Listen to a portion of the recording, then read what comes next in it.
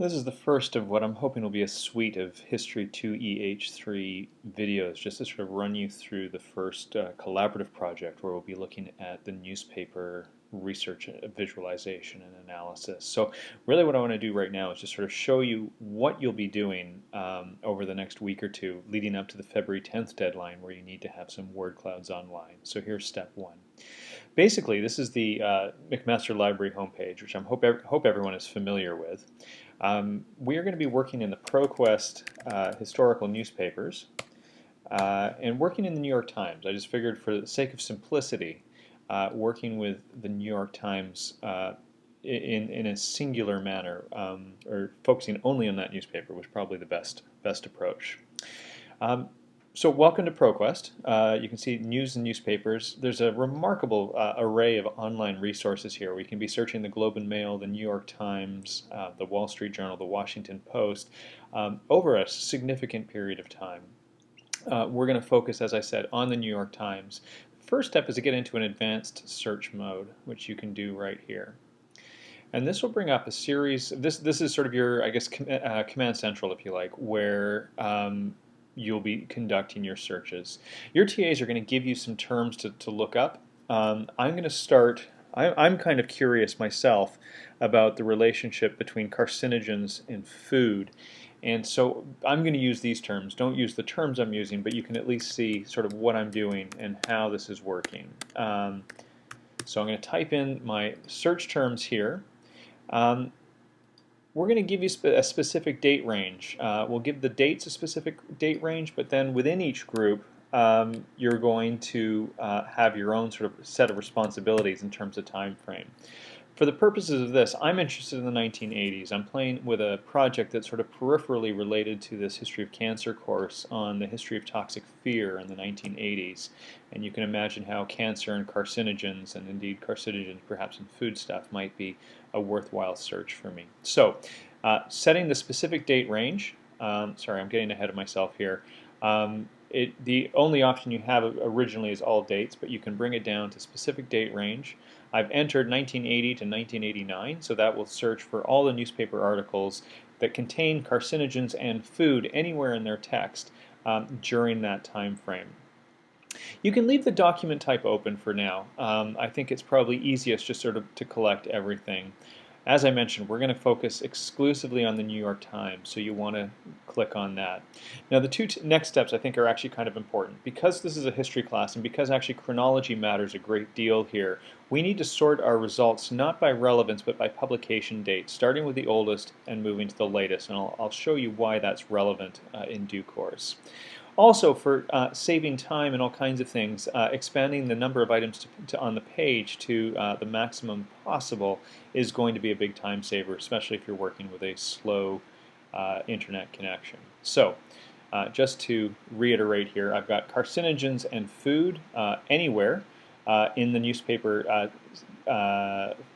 database. That both words need to be in the article for it to come up. I've set a specific date range from 1980 to 1989. You don't need to worry about the months and days. I suspect we'll just sort of be able to work roughly with years. Don't worry about the document type. Make sure you're searching only the New York Times, clicking on the publication date, oldest first, and then expanding the number of items per page. When we hit search, we'll give the library a second here. And now I've got, as you can see, 309 results came back from the 1980s. That had both carcinogens and food in them. The articles are listed here, counting 1 through, I'm guessing 100, but then on subsequent pages I'll have right up to 309. They're organized, publication date oldest first, so the first one you can see here is the 8th of January 1980. It's on the caffeine quandary, illustrates the FDA's plight. Caffeine illustrates the plight for convincing the public. The article, I had a look at it earlier, is related to sort of how the Food and Drug Administration has some difficulty occasionally persuading the public to avoid foods, or how do they ban foods. And it's going back to a case in the 70s where they introduced the idea that saccharin, a synthetic sugar alternative, might be related to bladder cancer. So articles there. I also want to draw your attention to the scale over here. This gives us a sense of the frequency by year where we have the articles. So for example, here in 1980, I've got 30 records. In 1981, 26, 31 in 1982, 25 in 1983, 42 in 1984. You know, this is actually, I think this is an interesting and worthwhile information and data to have in front of you. You can sort of see whether there's a particular spike or concentration of articles on a specific topic, and by extension then you might be able to infer that there's a particular issue driving some of this information. I'm going to go ahead and make a screen capture. For most of you, that's probably just sort of Shift and Command and then the number 4. I kind of like to have this information in front of me. It might be relevant in terms of the project as well, in terms of what you're putting on Trello. And I'll explain that in a subsequent video. So I'm going to take that snapshot. It's going to disappear into my Dropbox, and I've got that saved for another day. Okay. Now, here's where the work begins. We've done our search. We've got the material. And I need to now, what we're doing is we're collecting data. I'm not asking you to read all 300 articles or however many you pull up. I'm asking you to collect them. We're effectively going on a stamp collection exercise here. So we don't need to be reading, you don't need to be taking notes, you don't even really need to be looking at any of this material. What we are doing though is we're going to save the file, okay, which is the article. I need to create a new folder here, and I'm going to call this carcinogens and food, just so that I know where it's going and I know what it's up to. We'll leave it there for now. Put it somewhere sensible in your in your organizing system. I'm not good at this. You can save it just simply as out. It doesn't matter at the moment. As you'll see, these will just sort of pile up over time. So I've saved that. It's come down here. I've got that in the folder that I wanted. Now I'm going to go on, up at the top here, that's document 1 of 309. Remember, we've got these organized chronologically. I'm going to go to the next one, which is Around the Nation, and it's a series of articles. Now, you don't want to spend an awful lot of time doing this, but I noticed that carcinogen in the title was linked to hair dye. It's really not what I'm interested in. So if you want to be a little bit judicious, sometimes you'll get sort of television TV guides and things like that. You can skip over those. You don't need to include them. But by and large, if you're not sure, best to include it. But for our purposes, just to explain, I'll skip over that one. So here's a story about saccharin, which is relevant. I'm going to save that. I'm going to save it to the same folder. As you can see, carcinogens and food, and out 1. And the beauty of this, of course, is that means that they're going to be filed chronologically now in my folder as well. So we'll move on to the next one. Table contents, no title. Again, this isn't useful to me at all. I'm not interested. I'm going to move on to the next one. So, cattle given illegal DES, diethyl stilbestrol, which we've read about already in Siddhartha Mukherjee. So this is relevant. I am interested in this one. Okay, so I'm going to save. And again, move on to the next one. So let me stress again, I'm not reading these, I'm not studying these, and it really is just a quick scan of the title. The history geeks in you are going to sort of slow down when you see a title that appeals, and you're going to want to read it.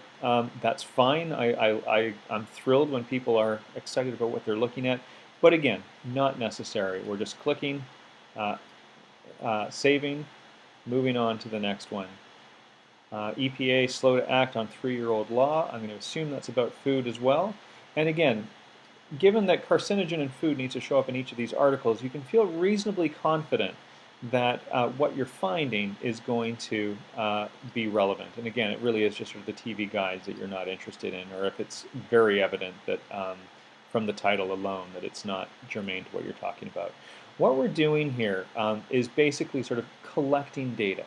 We're collecting information. So it's okay to have a little wiggle room. It's okay to have some stuff that's not immediately relevant to what we're interested in, okay? Because at the end of the day, we're going to have the welter of evidence is going to be such that the norm is going to outweigh sort of the anomalies in our data, okay?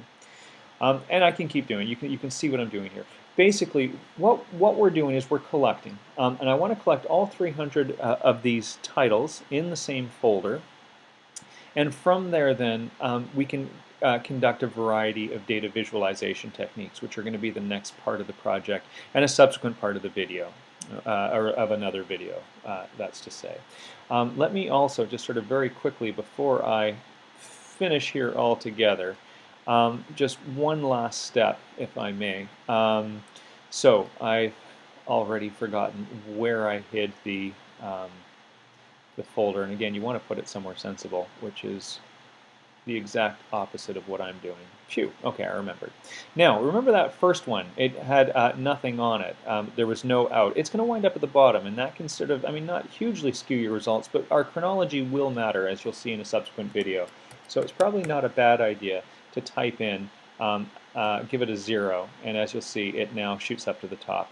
Don't do that at the beginning, because once you put that in the first time, the next one you save will have out on its own, and then you're struggling to sort of organize yourself. But you can do that at the end of the exercise. Okay, so I'm going to stop there, and we'll move on to the next video.